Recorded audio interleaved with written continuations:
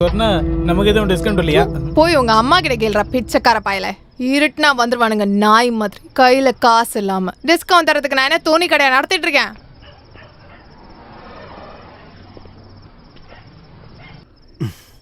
Hello. அடக்கடவுளே, நான் பாக்குறதுல உண்மைதானா? காரை நிறுத்தினவுடனே ஏதோ காத்து வாங்க தான் இறங்குறீங்கன்னு நினைச்சேன்.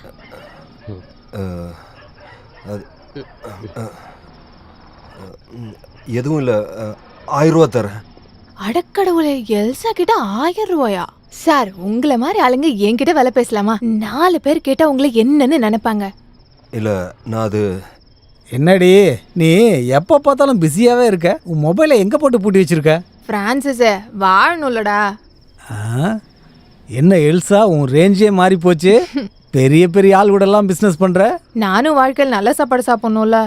சரி, சீக்கிரம் வா. மெட்ரோவில் ரூம் எடுத்துருக்கிறேன், உடனே போகலாம்.